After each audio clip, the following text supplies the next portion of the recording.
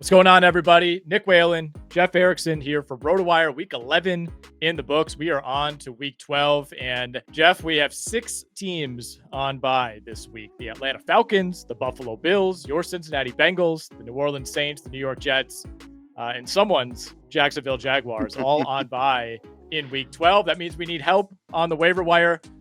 Gotta say it, man, much like the last couple of weeks, there's not, the obvious 2 or 3 guys that everybody's going to be bidding on. We talked a lot about Audric Estime last week.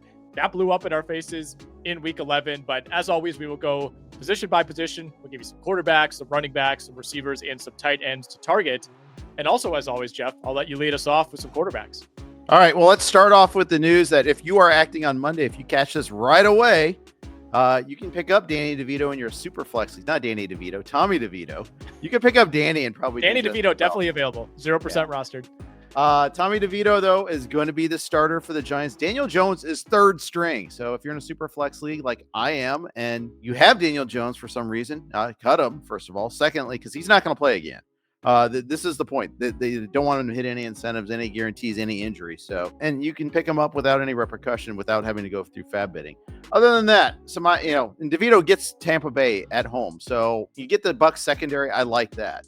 Otherwise, Drake Maye, I think, is someone that you could, is a guy we've mentioned before, but I think he's doing some good things out there. And AR5, Anthony Richardson, is the obvious one.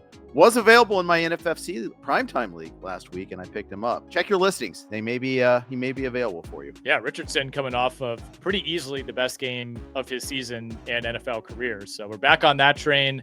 A couple other names, if you're desperate, either in a bye week, maybe you got 2 quarterbacks on bye, or you're just looking for another option at some point in Superflex. I mean, I will say he's the furthest thing from sneaky, but Bo Nix is still out there in a lot of casual leagues, so make sure you double check for him. He's been really good. Top 5 quarterback on the week in week 11. Jameis Winston still available in just about every league. It's going to be high volume the rest of the way for the Cleveland Browns, a team that proved pretty definitively this past week that they cannot run the ball, yet are willing to air it out 40 plus times. And then if we really want to scrape the bottom of the barrel here, Jeff, let's say you have a bye-apocalypse coming up in week 14. Maybe you're worried about one of your starters at a super flex. I think at some point Desmond Ridder is going to get a look for the Raiders. There were reports that they thought about starting Ridder coming out of the bye this past week. Of course, they lose by 2 scores to the Miami Dolphins. I've never gotten the sense that Antonio Pierce is a Gardner Minshew supporter. They traded for Ridder for a reason, or brought him in for a reason. So I think at some point he gets a shot. So if you're in a deep league, if you're not satisfied with one of your quarterbacks, you got the buys coming up, maybe think about just burning a roster spot on Desmond Ridder, because I think before the end of the season, which is a lost season for the Raiders, they're going to want to at least see what they have there. Let's go over to running backs, Jeff, where the road is quite bleak. It is. It's a lot of usual suspects.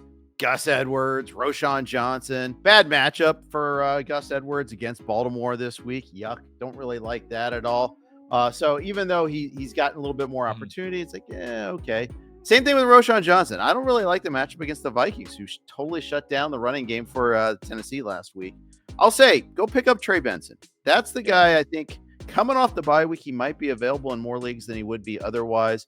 Kind of started, he's their closer often with James Conner. Whenever Arizona gets a lead, they want to rest James Conner. Benson gets in there, and I think he's starting to worm his way into more regular snaps that aren't just garbage time. Big matchup this week, divisional matchup at Seattle for the Cardinals. He may not get a big load this week, but I like the talent there. And then I'd be remiss not to mention Jonathan Brooks will make his debut this week for Carolina. Your listings may vary, but he might be available in a handful of leagues. Of course, it's again terrible matchup against the Kansas City Chiefs. Yeah, that was the common thread with a lot of guys who I'm trying to talk myself into, and then you don't really love the matchup. I have Roschon on my list too. You said most of it. I mean, he's a touchdown vulture. That's all you're really signing up and hoping for. He had another one from the 1-yard line this past week against Green Bay. He's got 5 touchdowns now on the year. I will mention that Bigsby is down to 40% rostered, so decent chance he's out there. I know the Jags running game, the Jaguars franchise in general is just horrible right now, but they do have remaining games against Tennessee, Vegas, the Jets, Tennessee, Indy after their bye, so that there are some spots here where they could conceivably get the running game going. Maybe somebody in your league is just done with Bigsby or the Jags. And then, look at longer term. I'm still holding out hope, Jeff, that we see some sort of Kendre Miller impact for the New Orleans Saints. Now, they're on bye in week 12. Yeah. Miller not eligible to return from IR until week 14. But if you're in a deeper league, if you're looking for a late season boost, I think the Saints want to get a look at him. I don't know if you've seen the story, but Dennis Allen had basically put him on IR out of spite. Yeah. And then was fired. And Darren Rizzi immediately told Kendre Miller, yeah, you shouldn't be on IR, dude. There was no reason for you to be placed on IR, to be ruled out for as much time as you have. He said they want to unleash him later in the season. So we'll see. I mean, the Saints have won 2 games since then. So maybe they're not in young player evaluation mode. But again, at a time when there are very few appealing options, Kendre Miller to me is somebody that I would not be shocked if he makes an impact in one of those final few weeks of the year. Yeah, Dennis Allen going rogue was one of my favorite stories of the year. Just a little tidbit, if you could easily have missed it, that no one else wanted to put him on IR. Allen just did it and then got fired. After dogging him all throughout the preseason, a guy got hurt. He just didn't like it. Didn't like him being hurt. Let's move to wide receivers because it's similarly bleak there too. Quentin Johnston might be available in your leagues. Probably not. At least he got 8 targets Sunday night against the Bengals. He still has the problem where he doesn't go up and get the ball. He's not dropping things like overtly like he did last year, but he's not winning those contested balls, but he's open a lot. And, there's an opportunity there. And more importantly, they've got a Monday night home game against the Baltimore Ravens. And I know the Ravens defense played better against the Steelers this past week. This is still a place to go target. So I like Quentin Johnston a lot. I like his teammate Will Dissly too, which we're going to talk about in a bit. Oh yeah. Love Will Dissly. I'll run through a few here at receiver. Elijah Moore needs to be near the top of the list. He's been targeted 12, 9, and 8 times over the last 3 games. Kind of seems like he might be the guy now over Cedric Tillman, although I still have my Tillman interest as well. I mean, the Browns are suddenly like this air raid running gun team that can't run the ball whatsoever. The only hope they really have is for Jameis to whip the ball around. And for the most part, they're putting up yardage. It's not necessarily translating to points because they can't finish off these drives, but there is fantasy production to be had. I believe they had 4 pass catchers receive at least 8 targets in week 11, and Elijah Moore was one of them. Some tough matchups coming up. They played Pittsburgh, Denver, Pittsburgh in the next 3 games. I mean, that's pretty brutal, but you're likely to be playing from behind in those games. So I think the volume at least will be sustainable for him. Every week we talk about the New England Patriots. Kendrick Bourne was back in the mix this week after essentially being a scratch 2 weeks ago. We'll see if that sticks. I don't really know what to trust there. I still think Kayshon Boutte and Demario Douglas are the guys that I'm most intrigued by. Boutte once again led all Pats receivers in snaps, in routes, was targeted 6 times. Pop Douglas was right there behind him in snaps and routes, was actually targeted 7 times on 29 routes. And every single week, man, Drake Maye looks better and better. And they get Miami, Indy, and Arizona over the next 3 games. So some decent spots here, I think, for Drake Maye in that passing game. Yeah, agreed. I'd rather just roster Maye, not worry about which receiver gets it. But hey, we live in a world where we're scrambling for wide receivers. And I actually rostered Boutte last week. And I wasn't happy with the results, but at least he's out there running around. One other familiar face, Noah Brown for the Commanders. He's on the field a lot more. I think, I like him better than Zacchaeus. I like him better than the other secondary wide receiver options for the Commanders.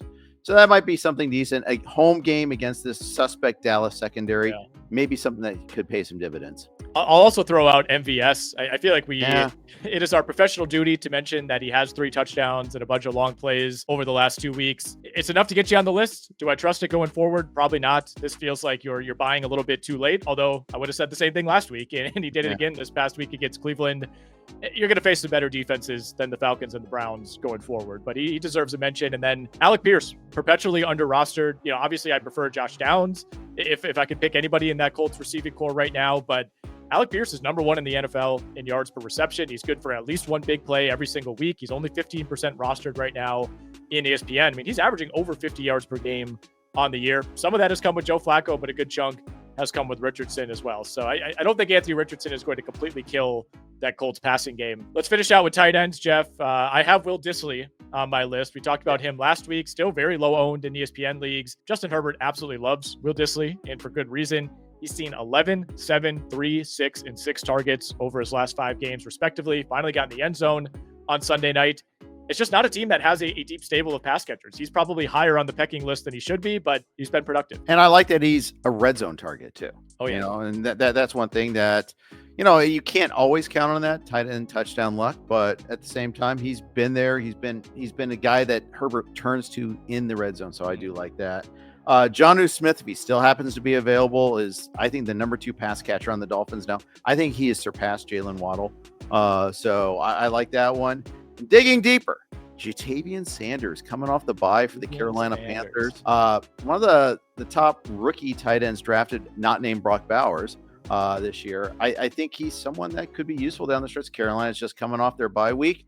They draw Kansas City, so but except the Chiefs sometimes are vulnerable against tight ends. So yeah, I think if you're desperate, if you've got one of those 6 tight ends on bye this week, if you're a Kyle Pitts owner, congratulations. You don't have to start him this week. You get to start anybody else, and you not feel conflicted about it. Just don't have to start him. So yeah, go get Ja'Tavion Sanders if need be. Yeah, I think Sanders, his relative ascent over the last month or so has been tethered to Tommy Tremble being out. I don't know when he's going to be back. He's been out for a long time. At this point, I would imagine they just want to get a look at Ja'Tavion Sanders anyway, so I wouldn't worry too much about that. Only other guy I'll mention really at tight end is Noah Gray. He's the Roschon Johnson of tight ends. He had 2 touchdowns this past week against Buffalo. Unlikely to repeat that, but you're just looking for a potential touchdown producer in this Chiefs offense. I think he's at least somebody to look at with that good matchup against Carolina coming up. All right, that's going to do it for sneaky ads ahead of week 12 of the NFL season. Let us know in the comments if we missed anybody, who you're targeting, who you're dropping this week. Important week for waiver wires with all these teams on bye. Of course, if you're enjoying this video, please give it a like and make sure you're subscribed to the RotoWire YouTube channel. We'll be putting a ton of content up here through the rest of the NFL season. You can also find all of our podcasts live and archived on YouTube. So again, please hit that subscribe button if you're enjoying it, and go check out rotowire.com/try. Free access to everything on our site, rotowire.com/try.